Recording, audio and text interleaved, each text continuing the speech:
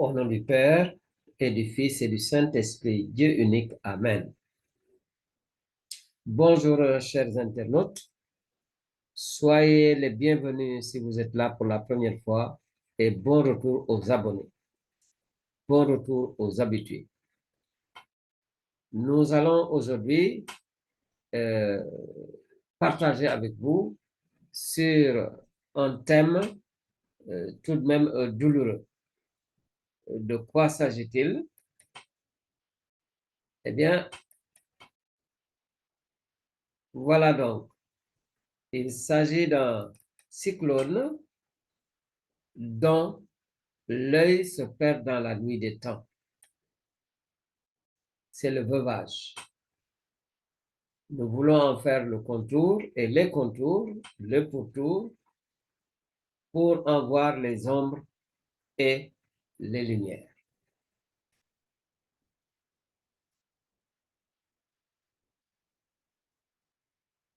Disons un mot sur justement le contexte de cet enseignement. Nous avons pris l'habitude depuis quelque temps de faire des formations thématiques toutes les 2 semaines avec un groupe d'études bibliques du dimanche. Et c'est dans ce cadre-là où nous avons voulu voir le phénomène du veuvage en le mettant en rapport avec la foi catholique.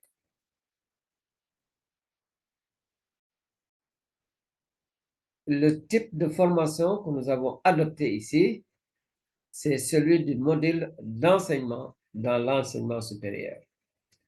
Il s'agit donc d'un cours. Il faut appeler un chat par son nom. L'instructeur, il est bon de le redire pour surtout ceux qui viennent pour la première fois, parce que les gens ont tout à fait le droit de se poser la question qui c'est celui qui fait ces animations.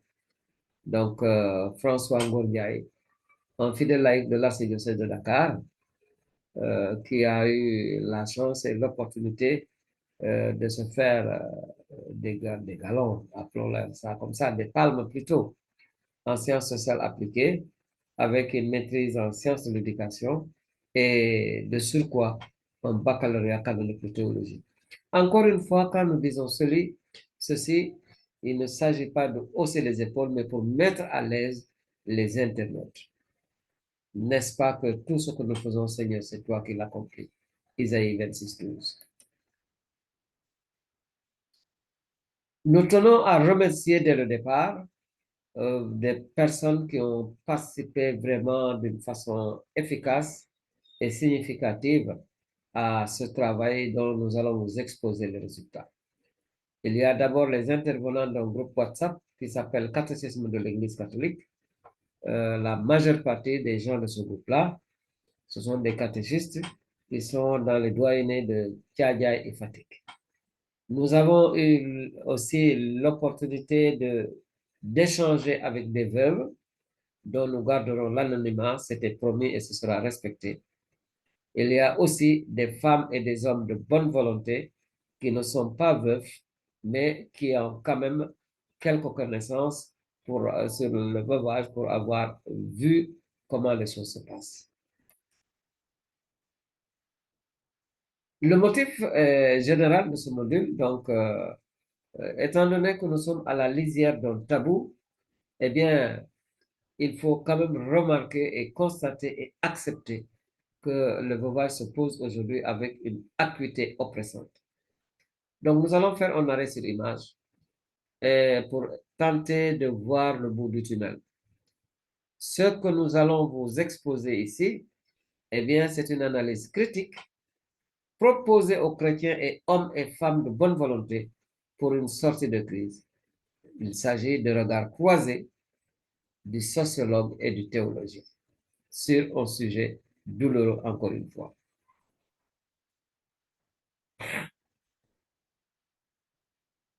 Et voici la stratégie que nous allons adopter, la méthodologie. Nous allons procéder par 3 étapes. Nous allons tenter d'abord de voir le phénomène, qu'est-ce qui se passe en veuvage et comment dans différentes situations. Ensuite, nous allons réfléchir autour de ce que nous aurons constaté. Quelles sont les causes qui motivent ces constats? Et enfin, au niveau de l'agir, nous allons justement proposer des actes à poser en disant quels sont les acteurs et les modalités justement au regard de l'Évangile. Alors, après avoir mené nos enquêtes et nos entretiens, j'ai pu rassembler et catégoriser les éléments que j'ai rencontrés en 6, justement en 6 points. Alors, quand nous parlons de 6 points, quand nous parlons de 6, ceux parmi vous qui sont habitués à la Bible pensent tout de suite justement aux 6 jarres des noces de Cana en Jean au chapitre 2.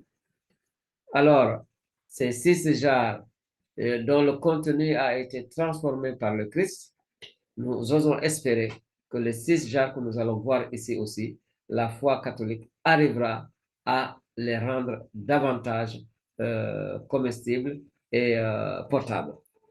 Dans la première jarre, nous allons voir tout ce qui concerne les habits et l'habillement chez les veuves. Deuxièmement, l'alimentation de la veuve. Troisièmement, les biens et héritages. Quatrièmement, l'habitat. Cinquièmement, croyance, moralité et spiritualité. Et sixièmement, la durée. Alors, vous aurez déjà remarqué quand nous parlons de veuves, nous parlons surtout de veuves, parce que, bon, ce que nous constatons, c'est que ce sont surtout les femmes qui sont concernées, parce que dans les cultures et les localités où nous avons pu avoir des entretiens, un homme qui perd son épouse, bon, il n'y a pas grand-chose qui change en lui ou autour de lui sur les points que nous venons d'évoquer là. C'est surtout le problème de veuvage, c'est surtout un problème qui frappe la gente féminine.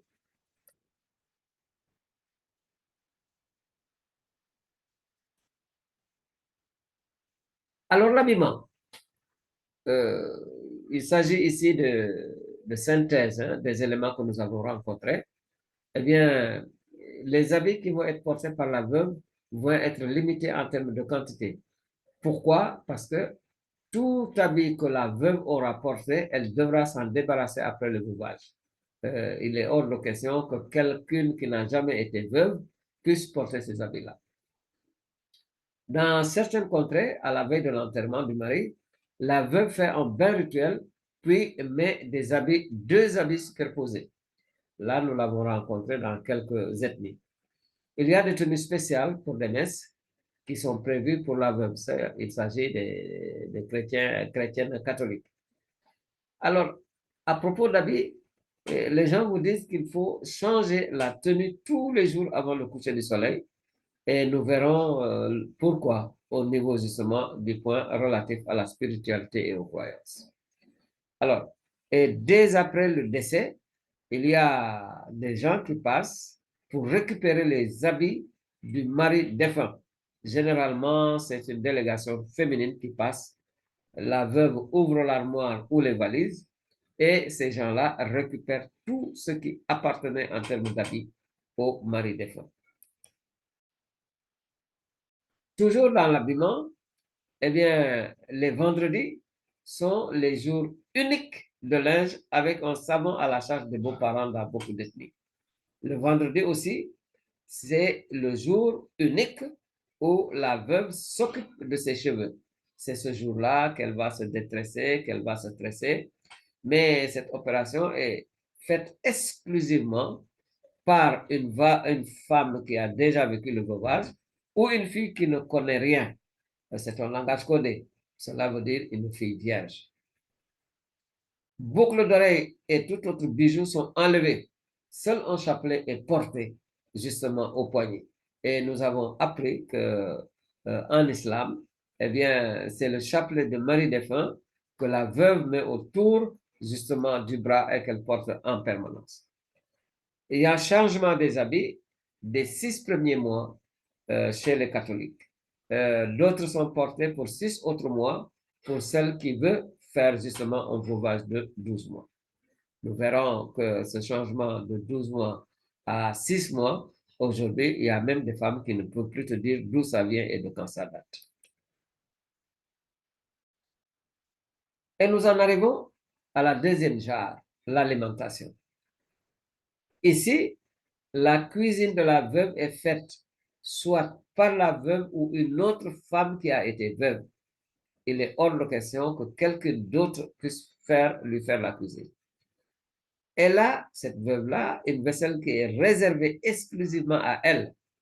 Et seules des veuves peuvent manger et boire avec la veuve, avec la nouvelle veuve. Dans certaines ethnies même, le récipient avec lequel la veuve va manger, eh bien, elle va le porter en casque partout où elle va et pendant le veuvage, quand elle arrive à se déplacer. Troisième genre, biens et héritage. Ici, il faut déjà remarquer que les recettes et les dépenses relatives au veuvage, eh bien, elles sont diversement gérées selon les ethnies et les localités. Par certains endroits, les soins de la veuve sont assurés par un cousin paternel du défunt et le lévirat est assuré par un cousin maternel. Donc, les tâches, les responsabilités sont bien partagées. Mais dans certaines localités, la personne, c'est la même personne qui assure à la fois le veuvage et le lévirat. C'est soit un cousin paternel, soit un cousin maternel du défunt. Alors, ces détails sont très importants à connaître, surtout sur le plan pastoral, parce que là où celui qui assure le veuvage n'est pas forcément celui qui va assurer le lévirat, imaginez qu'un catéchiste joue le rôle justement de celui qui s'occupe de la veuve pendant le veuvage, sans faire le lévirat. Si les gens ne sont pas au courant de ce petit détail, ils risquent de taxer le catéchiste, le chrétien, justement de concubin. Alors qu'ici, il s'agit de s'occuper d'elle pendant qu'elle est veuve, euh, s'occuper d'elle financièrement, mais sans rapport. Et une fois que le veuvage est terminé, la veuve est héritée par quelqu'un d'autre, nous allons voir, en termes de lévirat.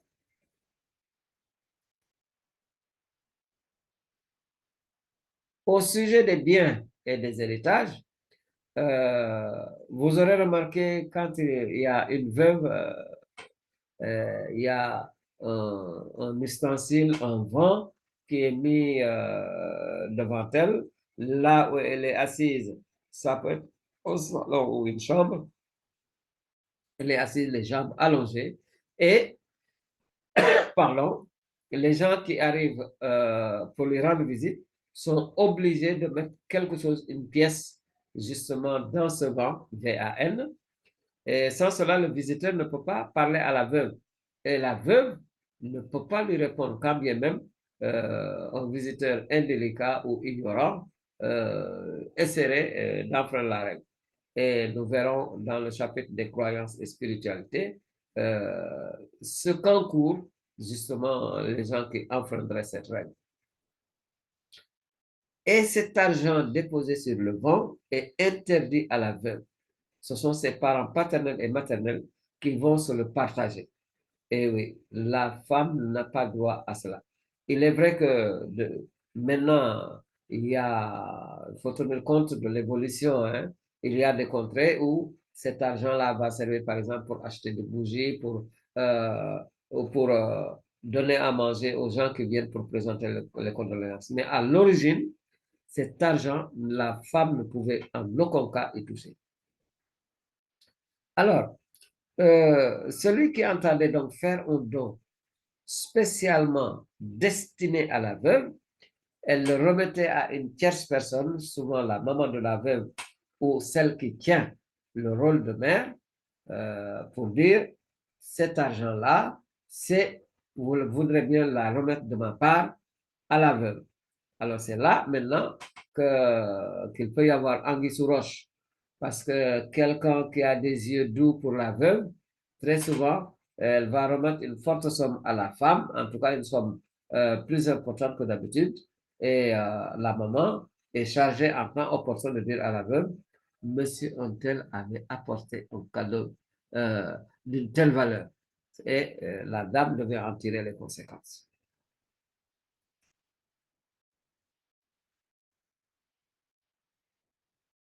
Mais même quand les gens ne déposent pas de l'argent de forte somme à un intermédiaire, quelquefois c'est au niveau même du vent que les gens mettent de fortes sommes, par exemple 2500 à 5000.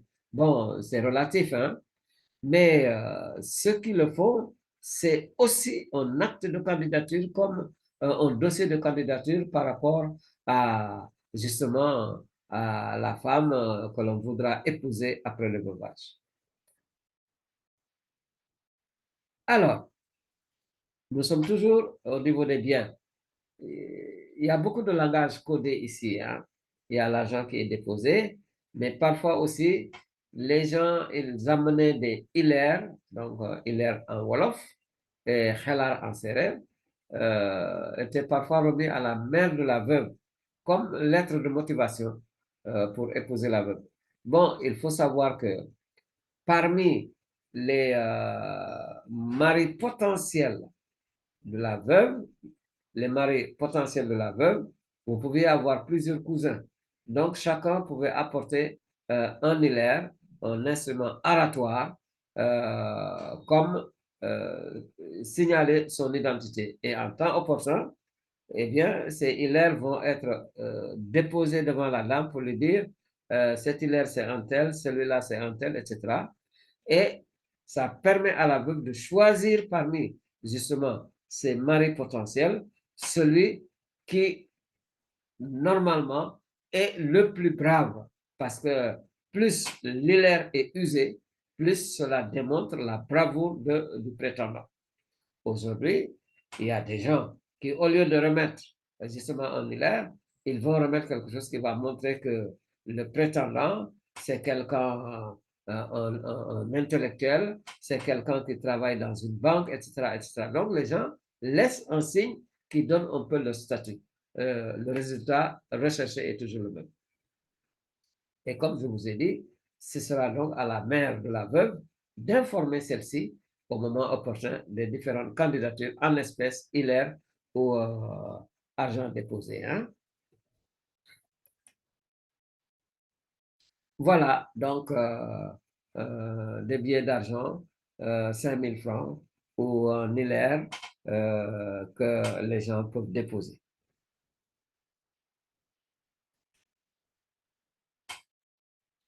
Dans le passé, ceci est bon à savoir aussi, hein, un homme pouvait gérer l'un ou l'autre des biens de sa sœur. Et à sa mort, cet homme-là, eh bien, ses neveux venaient récupérer les biens de leur mère. Voilà comment s'explique, en tout cas chez les Sérères, le fait que les enfants pouvaient hériter de leur oncle. En réalité, ils récupéraient le bien de leur mère qui était géré par leur oncle défunt.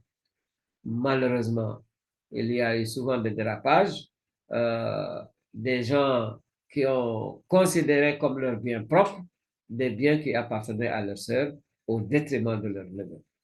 Ou bien des neveux qui venaient et qui ramassaient tout ce qu'ils trouvaient chez l'oncle sans faire la distinction entre les biens propres de l'oncle et les biens dont ils n'étaient que le gestionnaire et qui appartenaient à leur maman.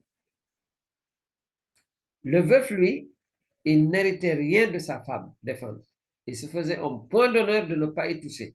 Il va laisser les biens de sa femme, quand c'est un homme qui est veuf, hein, euh, eh bien, il va laisser les biens de sa femme à ses enfants et aux frères de la défunte.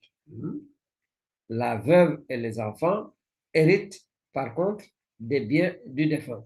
Remarquons ici qu'il y a, encore une fois, une évolution qui se fait de plus en plus. Euh, avec un passage, j'allais dire, du code coutumier au code, j'allais dire, moderne. où l'héritage se fait de père en fils dans la famille cellulaire.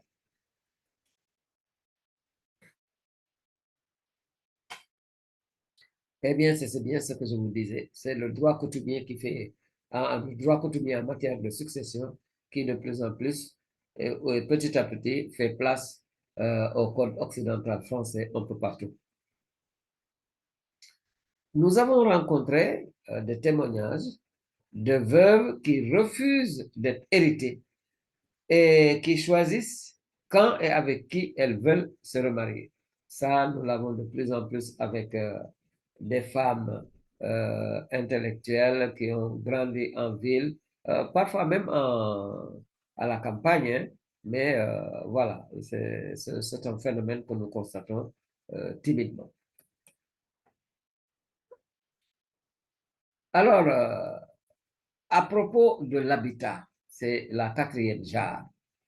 Eh bien, il y a des contrées et des ethnies où, après le décès du mari, le lit est bien fait, mais la veuve n'y couchera pas.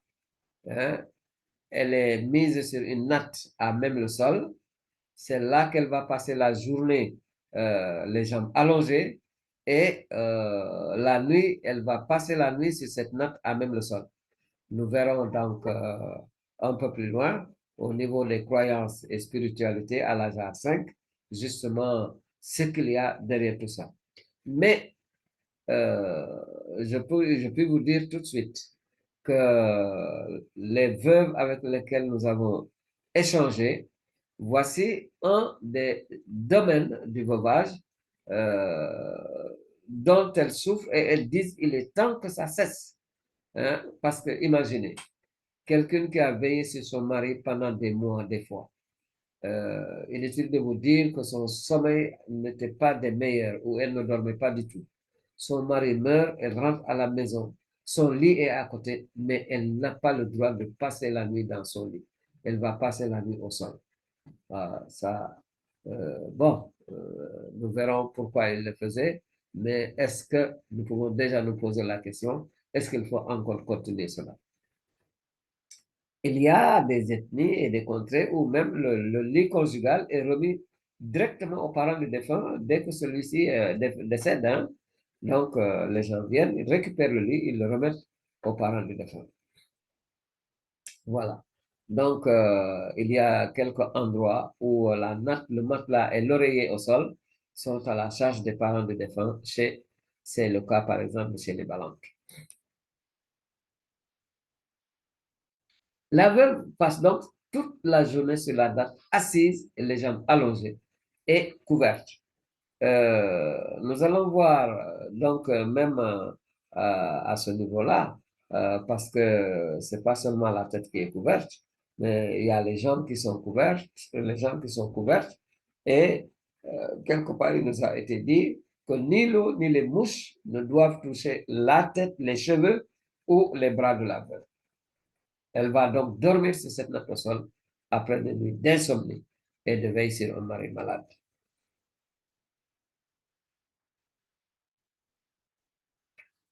Comment se fait-il que de telles pratiques euh, si lourdes dont les victimes se plaignent, qu'est-ce qui fait que ces croyances et ces pratiques persistent? C'est que derrière, il y a toute une somme de croyances et bon, osons même parler de moralité et de spiritualité.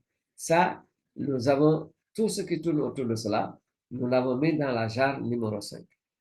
Quand la veuve, par exemple, sera autorisée de sortir, il lui est fait obligation de rentrer dans sa chambre avant le coucher du soleil. Pourquoi?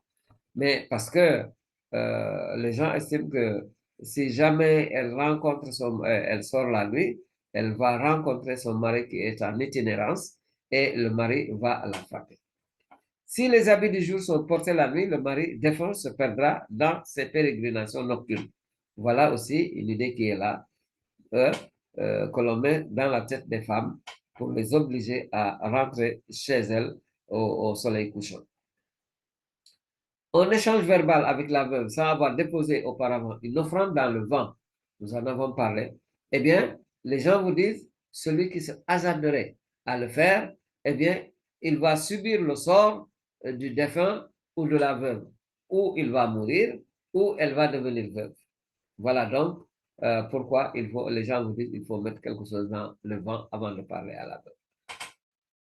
Également, partager le bol avec la veuve, c'est risquer de partager son sort. Alors imaginez, bon, cela fait que beaucoup de gens ne vont pas manger, partager le bol avec la veuve, partager la table avec la veuve. Et ce n'est pas tout, parce que non seulement les gens ne partagent pas le bol, mais les veuves sont décriées. Imaginez que même dans nos paroisses, jusqu'au moment où je vous parle, les veuves ont un banc à l'église où elles s'asseyent. Ce n'est pas seulement par respect ni par compassion. En fait, les gens ont continué à avoir peur des veuves. Il y a même des localités où, quand la veuve sort le matin, celui qui la rencontre prend un morceau de charbon qu'elle va lui jeter, soi-disant pour ne pas subir le même sort que la veuve.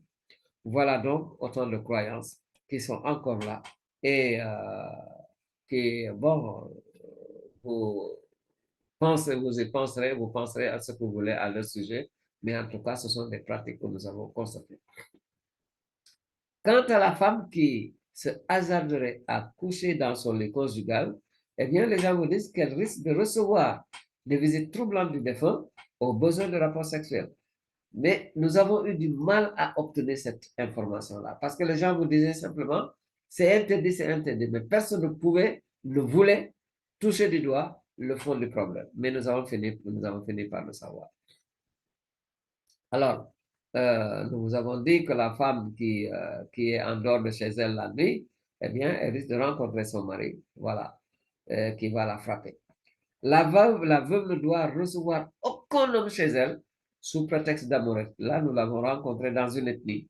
Et malheureusement, le cas a été évoqué. Quelqu'un qui, soi-disant moderne, a voulu enfreindre la règle. Quand les gens de son village d'origine ont appris ça, eh bien, ils lui ont dit, mais tu vas voir ce que tu vas voir. Hélas, peu de temps après, le prétendant est décédé d'une mort qui ne s'explique pas. Donc, voilà, qu'est-ce qui s'est passé? Bon, mort mystique ou empoisonnement, mystère et boule de gomme.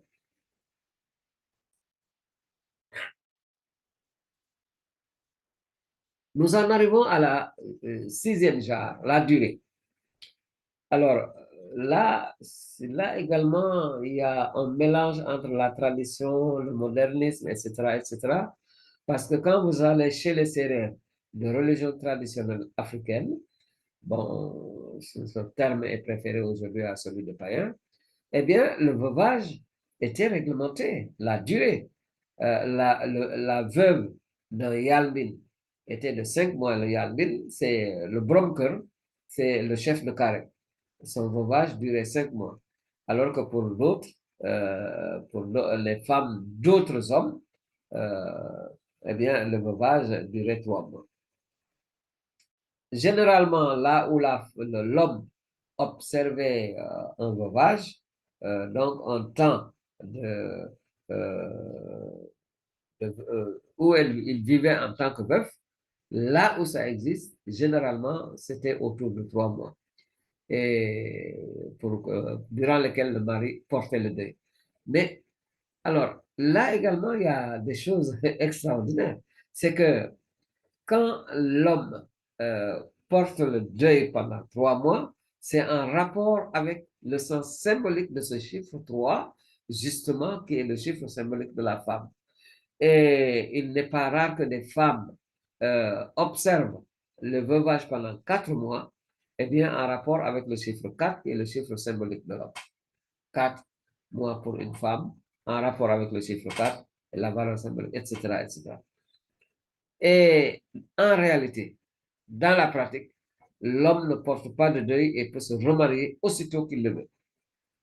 Une chose qui m'a toujours étonné, vous arrivez dans une maison mortuaire, eh bien, le veuf il faut que les gens vous disent que c'est un tel, c'est celui-ci qui vient de perdre son épouse. Parce que ni dans son habillement, ni à la limite même, c'est à peine si son comportement peut vous laisser deviner qu'il est dans la peine de celui qui vient de perdre une épouse. Alors que l'inverse, vous voyez tout de suite qui a perdu son mari. C'est là également qu'il est bon de connaître nos traditions. Quand vous arrivez, par exemple, dans un de chez les Sérères, les enfants du défunt, ils ont généralement euh, un pagne qu'ils portent en bandoulière, comme font les diacres dans les cérémonies catholiques. Quand vous voyez tous les hommes que vous voyez porter un pagne en bandoulière au niveau de l'épaule, eh bien, en diagonale, vous pouvez tout de suite dire que ce sont les enfants du défunt. Dans la durée, c'est là que nous nous retrouvons donc avec ces changements au niveau des femmes catholiques. Pendant longtemps, cette durée était de 12 mois. Excusez la coquille qu'il y a au niveau de durée pour ceux qui vont voir la vidéo. Eh bien, euh, ce temps de veuvage qui était de 12 mois a été ramené à 6 mois. Certaines femmes, donc, font ceci, nous l'avons déjà vu, je le résume ici. Elles font 6 mois de veuvage strict, mais comme elles se sentent presque obligées de faire 12 mois, elles vont faire suivre ce veuvage strict par 6 autres mois de veuvage adouci. C'est là qu'elles vont changer d'habit, c'est là qu'elles vont vaquer à leurs affaires, etc., etc.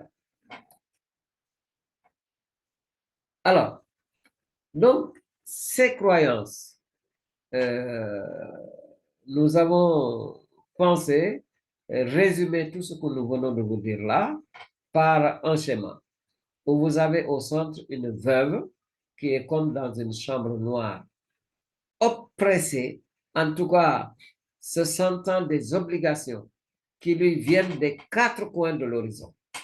Il y a des obligations, oui, des obligations qui lui sont imposées de la part ou en provenance de la religion traditionnelle africaine.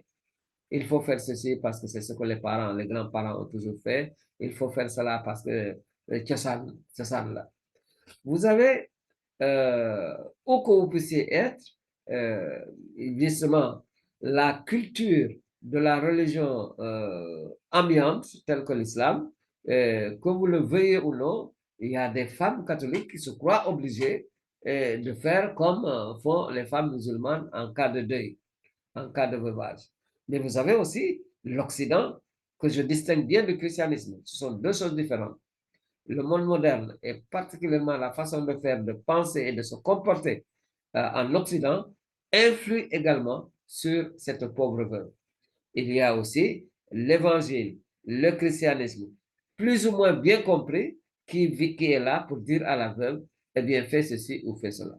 Voilà donc cette veuve écartelée, sinon euh, poussée, compressée par ces quatre forces, l'islam, la religion traditionnelle africaine, l'Occident et le christianisme.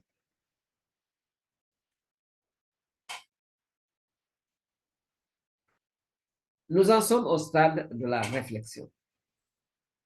Ce que nous avons vu est plus que bon, douloureux, nous avons osé le dire, mais il faut quand même reconnaître qu'il y a des valeurs. Il y a des valeurs dans le veuvage. D'abord, la pédagogie traditionnelle de l'apeurement, en fait, c'est l'expression de l'instinct de conservation des individus, de la société et des traditions. Quand les gens vous disent ceci ou cela pour vous faire peur, en fait, c'est pour conserver les individus, c'est pour protéger les individus, la société et la tradition. Il est vrai que, bon, la peur du camp dira-t-on. Il n'est pas rare que des femmes vous disent, je n'ose pas ne pas faire ceci parce que qu'est-ce que les gens vont penser? Ils vont dire que je n'aimais pas suffisamment mon mari. À la limite, sa mort m'arrange. Voilà. Donc, mais en dehors de cela, vraiment, il y a un souci, un instinct de conservation des individus de la société et des traditions. Deuxième valeurs que nous avons détectées ou découvertes dans ce que nous avons rencontré, c'est la conviction d'une vie après la mort. Là aussi, il faut le reconnaître. Tous les gens vous disent, dans le milieu local, dans le milieu traditionnel, que tout ne s'arrête pas à la tombe. Il y a une vie après la mort. Alors, bon, c'est l'occasion pour nous de revenir sur un enseignement que nous avons déjà donné, des expressions qui sont loin de refléter la foi chrétienne. Cessons de dire quand nous conduisons quelqu'un au cimetière que nous le conduisons à sa dernière demeure. Ne me dites pas que c'est sous-entendu sa dernière demeure sur terre. Alors, si vous le dites, il faut aller jusqu'au bout. Mais depuis que le Christ a séjourné au tombeau, le tombeau est devenu comme le tombeau est devenu effectivement un lieu de passage. Autre valeur, c'est la croyance en la survivance des rapports entre le défunt et les vivants. Eh oui, ils sont partis, mais nous continuons à avoir des rapports avec eux. Bon, dans le milieu chrétien, les gens vont vous parler des rapports avec les saints, la communion des saints, etc., etc. C'est comme s'il y avait ici, bon, des pierres d'attente. En tout cas, nous pouvons compter cela parmi les valeurs.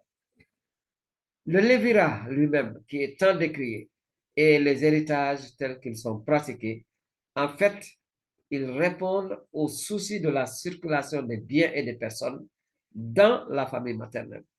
Donc, la veuve est prise par les cousins de son mari, les cousins maternels, comme ça, elle et ses enfants restent dans la famille maternelle, là où cela se fait comme tel. Et il en va de même pour les biens qui sont hérités. Signalons également un grand souci de préserver la vie et la protéger. Donc, tout ce qui va être dit à la femme, à la veuve, pour ne pas sortir, pour ne pas faire ceci ou cela, c'est pour éviter justement qu'elle ne s'expose trop. Il faut donc protéger la vie qu'elle porte. Elle-même, il faut la protéger. Alors, il est temps de nous pencher maintenant. Quel est le regard du christianisme sur tout cela? Et nous allons commencer par voir la vie de Jésus. Donc, nous voulons voir à ce niveau-là, nous cherchons toujours à réfléchir, hein, la vie de Jésus et du christianisme. Si vous prenez Matthieu 5, 17, où le Christ nous dit, je ne suis pas venu abolir, mais accomplir. Accomplir au sens de faire advenir, compléter ou parfaire. Et si le Christ était venu parfaire ce qu'il y avait de bien dans les traditions africaines. Si le Christ était là pour ennoblir ce qui se vivait déjà chez nos grands-parents, je pense que si les choses étaient vues comme telles, le passage ce serait beaucoup plus facile. Mais je ne m'en arrête pas là. Prenons Philippiens 4, les versets 8 à 9, que je vous résume. Ceux qui ont la vidéo sous les yeux pourront facilement avoir le temps de le lire.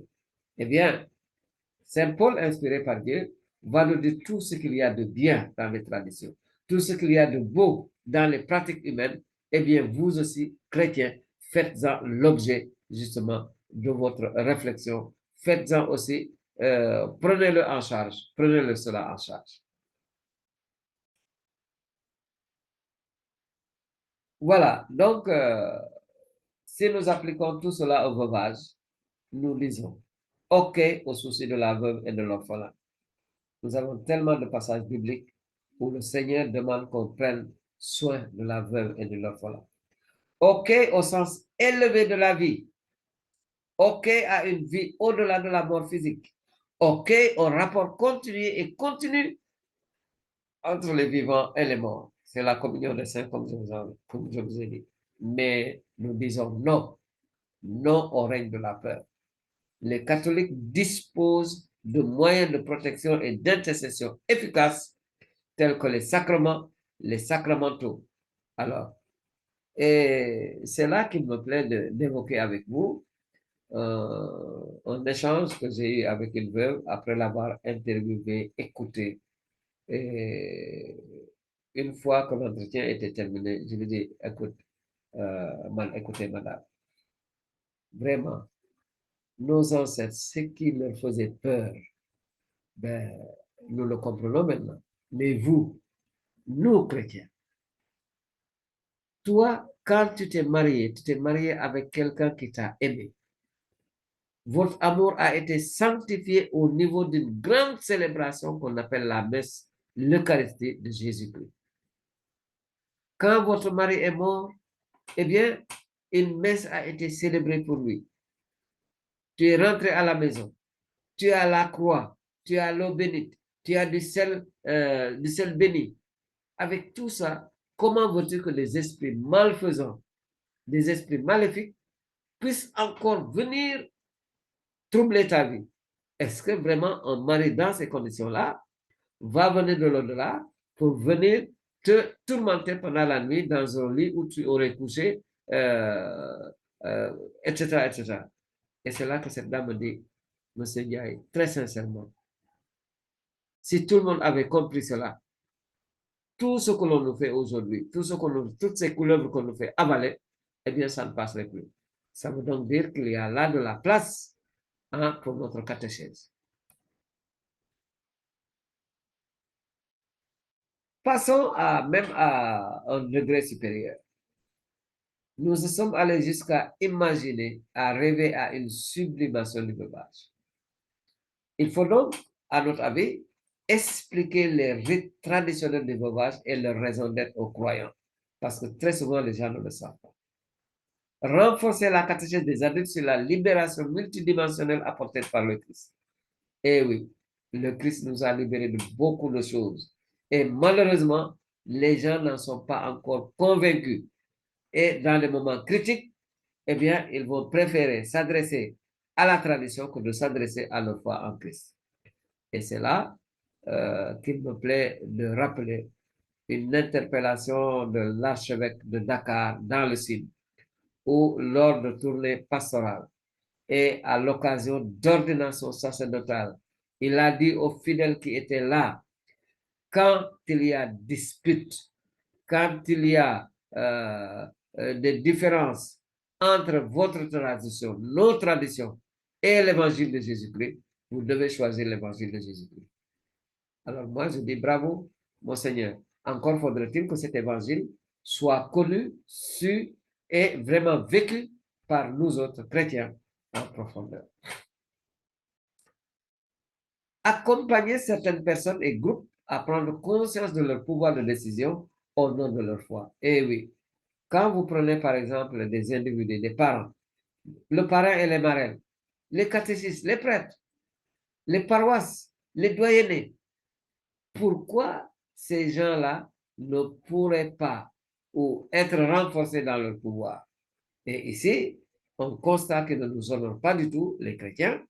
Quand vous allez dans un village, si quelqu'un, il y a un décès dans le milieu traditionnel musulman, ben, dans une autre religion, en tout cas que le christianisme, c'est un responsable de cette religion qui vient et qui dit, voici ce qu'il faut faire. Et les gens suivent. Pourquoi les chrétiens n'ont pas le courage, avec l'invite du catéchiste ou du prêtre, eh bien, à se dire, d'accord, ça, vous le faisiez dans la tradition parce que vous aviez vos raisons, mais aujourd'hui, au nom de ma foi, je ne suis pas tenu de faire ceci ou cela. Donc, il y a là un véritable courage pastoral qu'il nous faut arriver à retrouver. Je vais même plus loin aussi. Hein. Je pense que chaque mari, bon, il est vrai que les maris étant souvent plus âgés que leur épouse, eh bien, c'est tout à fait logique qu'ils partent les premiers. Alors, j'invite tous mes frères, grands frères et petits frères, et je suis concerné, hein, eh bien, que pendant qu'ils sont conscients et pendant qu'ils peuvent dire, pendant qu'ils peuvent parler, qu'ils disent haut et fort devant témoins qu'ils dispensent leur future veuve de ces contraintes par amour et au nom de sa foi en Jésus-Christ. Parce qu'il est évident que s'il le fait entre quatre murs, les gens de la parenté pourront toujours dire, ça, c'est vous qui le dites. Mais nous suivons nos traditions, surtout que celui qui est couché au cimetière actuellement ne nous avait pas dit ça. Donc, c'est à nous de dire de notre vivant que nous dispensons nos épouses de ces contraintes qui en font vraiment, qui les font souffrir.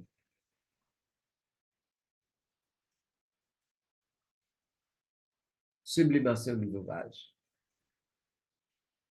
Il nous faut aussi arriver à présenter l'offre catholique comme un dépassement, une régénération de la tradition et non plus comme un déni pur et simple. Oui, bon, chacun a ses limites, hein, mais pendant longtemps, dans la pastorale, on a voulu faire la tabula rasa.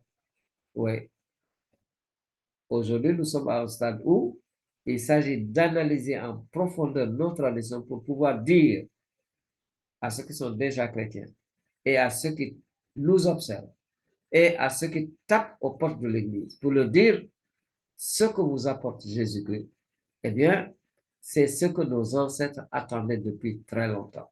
Donc, il s'agit d'une offre de dépassement. Ouais. Voilà. Comme un disciple a dit à son frère, eh bien, le prophète que tout le monde attendait, nous l'avons rencontré. C'est Jésus-Christ lui-même. Là, vous vous souvenez, c'était des disciples de Jean-Baptiste qui avaient eu un tel échange.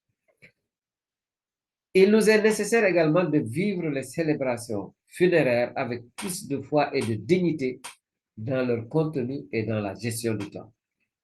Je le dis et je le redis, nos veillées de prière, nos enterrements en église, nous devons aussi non seulement les christianiser, mais leur donner davantage de dignité. Je ne peux pas comprendre que quand il y a une veillée de prière dans une famille, eh bien, que la famille continue à faire des réunions de préparation de l'enterrement pendant que la communauté est en train de prier dans la maison. Les gens n'ont qu'à s'organiser, ils n'ont qu'à s'organiser de façon à faire leur réunion préparatoire, leur rencontre familiale, en dehors des moments de prière où justement la communauté est là. Il est même arrivé malheureusement que pendant un enterrement, les gens sont à la messe. Bon, ceux qui ne sont pas chrétiens, on ne peut pas le leur reprocher. Mais il y a des chrétiens qui, bon, trouvent à la limite secondaire d'aller à la messe de l'enterrement. Donc, voilà autant de choses qu'il nous faut corriger parce que si vraiment nous avons aimé le défunt, nous devons être en mesure de prier fortement pour lui et la meilleure et la plus grande des prières en christianisme, c'est la Sainte Messe. Alors, quand les gens viennent dans le quartier, c'est de la compassion. Nous utilisons des prières traditionnelles telles que la prière que Jésus nous a apprise, telles que ce qui fait le résumé de notre foi, qui est le credo, le je crois en Dieu, des prières telles que des paroles de l'ange Gabriel à Marie. C'est tout cela que nous utilisons pour implorer la bonté de Dieu et sa miséricorde. Ar-Rahman, Ar-Rahim. Ouais. Ça, bon, en Wolof, j'aurais dit, comme Yengalul, dans tous. Donc, c'est pour dire que si vraiment nous croyons nous savions les richesses qui sont mises entre nos mains, vraiment les choses auraient changé. Enfin, pas de consommation d'alcool ni de bavardage dans les alentours immédiats des veillées mortuaires ou des messes. Là, il est évident que nous avons beaucoup de chemin à faire, beaucoup de chemin à faire. Alors, toujours dans le cadre de la sublimation ou dans la perspective, expliquer aux non-chrétiens présents le sens de ce qui va se faire et les inviter à respecter le calme requis. Je le dis particulièrement pour ce qui concerne donc les veillées mortuaires et les messes d'enterrement. Quand les choses sont faites normalement, nous avons des témoignages tellement beaux de non-chrétiens qui assistent à nos messes.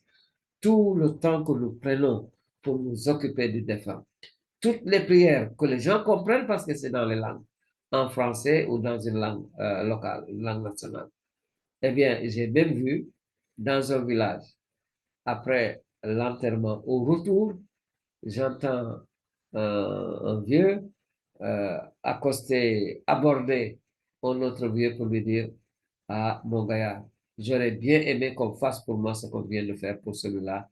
que le chrétien vient de vivre. Ça veut donc dire que même nos enterrements sont des lieux d'évangélisation. Et ça, nous ne le disons pas assez. Alors, quand nous disons évangélisation, ça veut dire donner les valeurs chrétiennes, les valeurs apportées par Jésus-Christ ou renforcées par Jésus-Christ. Nos enterrements devraient être des occasions aussi pour les présenter au monde. Osons le dire, éteignons les portables, les téléphones portables, ou mettons-les sous silencieux.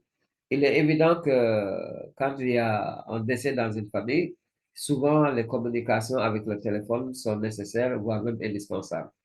Mais quand les gens commencent la veillée de prière, eh bien, que la famille s'entende pour dire un tel, c'est ton téléphone qui est ouvert et mis en mode silencieux, de telle sorte que tu ne puisses pas perturber la prière, et que les autres, et tout le monde éteint son portable en mode silencieux.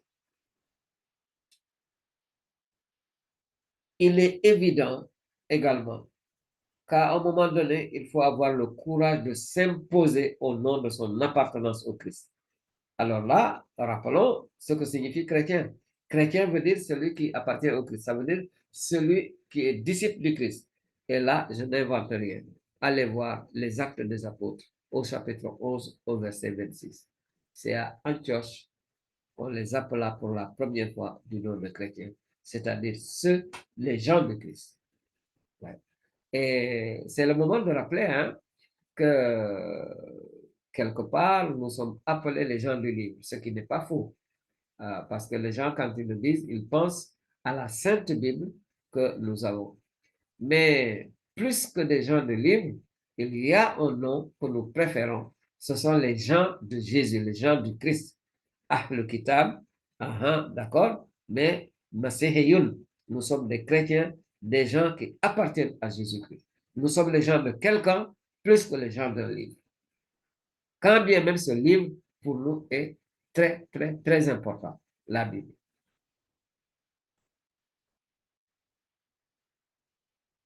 Alors, donc, une offre de l'Éternel par rapport à ce que nous évoquons ici, si vous allez au psaume 18, verset 29, c'est toi, Yahvé, ma lampe, mon Dieu, éclaire ma ténèbres. Mais oui, donc, notre foi devrait, avec ce que le Seigneur nous a révélé à travers les Saintes Écritures, eh bien, ça devrait éclairer jusque nos inquiétudes face à la mort et pendant les funérailles. Vous allez au psaume 85 au verset 9. J'écoute que dit Dieu. Ce que dit Yahvé, c'est la paix pour son peuple et ses amis, pourvu qu'ils ne reviennent pas à leur folie. Oui, toi, tu es baptisé, tu es chrétien. Tu en sais un peu plus que les autres. Pourquoi revenir à tes folies? Et oui, ce que dit le Yahvé, c'est la paix pour son peuple et ses amis. Vous êtes les amis de Dieu. Dieu est notre ami. Donc, faisons-le, pouvons avoir l'esprit tranquille. Le psaume 91, les versets 5 à 7. Tu ne craindras ni les terreurs de la nuit, ni la flèche qui vole de jour, ni la peste qui marche en la ténèbre, ni le fléau qui dévaste à midi. Qu'il en tombe 1000 à tes côtés et 10 000 à ta droite. Toi, tu restes hors l'atteinte. Et voilà. Comment voulez-vous, avec de telles assurances, que nous continuions à avoir peur des morts, que nous continuions à faire des rites par crainte d'être frappés par le sort? Psaume 119, le verset 105. Une lampe se met par ta parole. Une lumière sur ma route. Eh oui, eh oui, eh oui, eh oui. Offre de l'Éternel toujours. Isaïe 43, le verset 1 à 2. Et maintenant, ainsi parle Yahvé, celui qui t'a créé Jacob, qui t'a modelé Israël. Ne crains pas, car je t'ai racheté. Je t'ai appelé par ton nom. Tu es à moi. Si tu traverses les eaux, je serai avec toi. Et les rivières, elles ne te submergeront pas. Si tu passes par le feu, tu ne souffriras pas et la flamme ne te brûlera pas. Voilà autant d'assurances qui nous sont données. Offre de l'Éternel. Psaume 146 au verset 9. Yahvé protège l'étranger. Il soutient l'orphelin et la veuve. Eh oui, eh oui, eh oui. Eh oui. Zacharie 7, 10. N'opprimez pas la veuve et l'orphelin, l'étranger et le pauvre. C'est Dieu lui-même qui demande de ne pas opprimer la veuve, d'en prendre soin. Et ce ne sont là que quelques passages. Matthieu 1, 28, 30. Venez à moi, vous tous qui peinez et ployez sous le fardeau, et moi je vous soulagerai. Chargez-vous de mon joug et mettez-vous à mon école, car je suis doux et humble de cœur, et vous trouverez soulagement pour vos âmes. Oui, mon joug est aisé et mon fardeau léger. Mais oui, eh oui, eh oui, eh oui. Comme on dit en Wolof et dans nos langues, dans nos autres langues, Dieu ne met jamais sur la tête de quelqu'un quelque chose qu'il ne puisse pas supporter. Yàlla tegul kenn lu mu attanu. Jean 1,9, le Verbe était la lumière véritable qui éclaire tout homme, il venait dans le monde. Le Verbe, Jésus-Christ, il est la lumière véritable. Alors bon, si nous laissons cette lumière pour faire autre chose, tant pis pour nous, malheureusement. Nous voilà donc au terme de notre formation.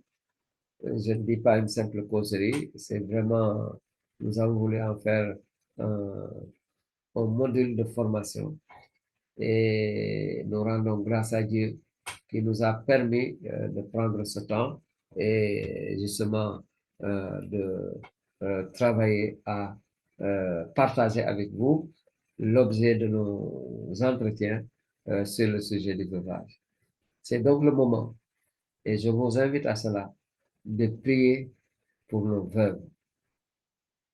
Vraiment que le Dieu d'amour et de miséricorde, Ar-Rahman, Ar-Rahim, et bien que ce Dieu-là survienne, survienne et se souvienne justement de nos veuves et de nos orphelins. Et que nous acceptions d'être les instruments ou la main de Dieu pour venir au secours des veuves et des orphelins. Ceux, surtout les enfants, qui ont perdu un papa à un âge où eux, ils sont très, très jeunes. Vraiment, que nous trouvions les moyens de les accompagner jusqu'à leur autonomie. C'est ce que nous demande Jésus-Christ, c'est ce que nous demande l'Église, c'est ce que nous demande euh, la société dans, justement, dans ses meilleures compréhensions. Voilà donc euh, le, ce que nous voulons demander au Seigneur aujourd'hui et nous le faisons. Cette prière-là, nous l'adressons à Dieu notre Père. Lui, en passant par Jésus-Christ, qui nous a dit tout ce que vous demanderez au Père en mon nom, il vous l'accordera. Eh bien, qu'il nous accorde par cette prière, par le nom de Jésus, eh bien, qu'il nous accorde et qu'il réponde à ces prières. Nous le faisons également, nous savons que Marie n'est pas Dieu, mais Dieu est passé par Marie pour venir à nous. C'est pour cela que nous sommes autorisés à passer par Marie, pour aller à Jésus. Voilà, donc le médiateur et l'unique médiateur, c'est Jésus-Christ, mais il lui a plu de choisir des collaborateurs dans cette médiation. C'est comme ça que nous voyons les choses. Nous n'adorons pas Marie, nous n'adorons pas les saints, mais Dieu a voulu faire de ces gens-là des collaborateurs de sa grâce. Que le nom du Seigneur soit béni maintenant et pour les siècles des siècles. Amen. Au nom du Père et du Fils et du Saint-Esprit. Amen.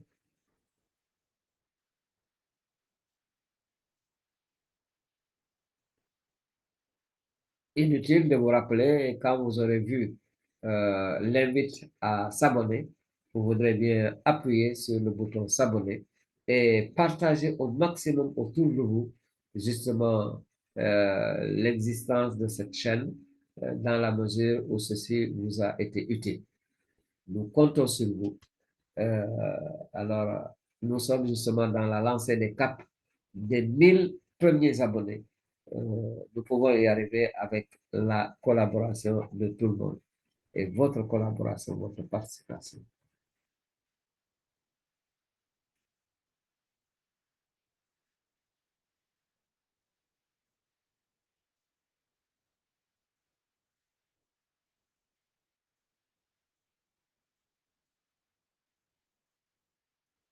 Voilà, nous vous disons au revoir et jusqu'au prochain thème.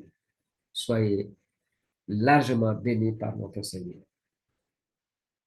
Et nous vous disons au revoir avec cette formule euh, arabe, la formule du signe de croix, où ils insistent beaucoup sur le fait que Dieu est unique. Bismillah wa ibn wa ruhul qudus wahidullah. Amen.